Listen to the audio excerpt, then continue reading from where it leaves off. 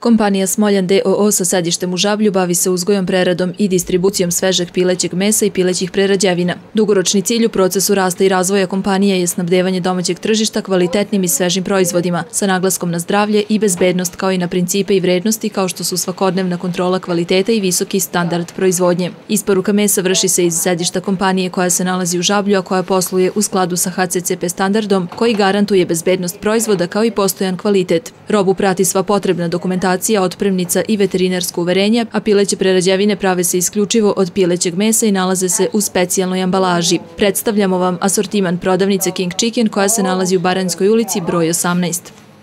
Dobar dan, pozdravljam sve naše drage potrošače. Mi se nalazimo u Baranjskoj 18, Zeleno polje naselje.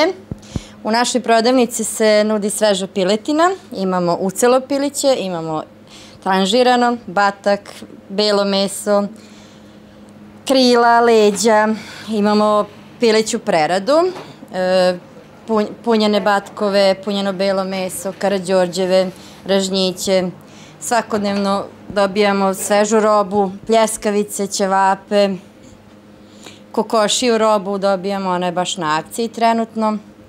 Vrhunske proizvode od piletine koje proizvodi kompanija Smoljan d.o.o. iz Žablja možete pronaći širom Vojvodine. Distribucija svežeg pilećeg mesa i pilećih prerađevina zastupljena je u Vršcu, Žitištu, Bečeju i Žablju, dok na teritoriji Zrenjanina posluje više objekata u naselju Mužlja na Zelenom polju, na glavnoj Zrenjaninskoj pijaci i u okviru mlečno-mesnih sala na Bagljaškoj i pijaci na Lesnini. Radno vreme prodavnica Smoljan kompanije je od ponedeljka do subote u terminu od 7 do 20 časova i nedeljom od 7 do 12 časova.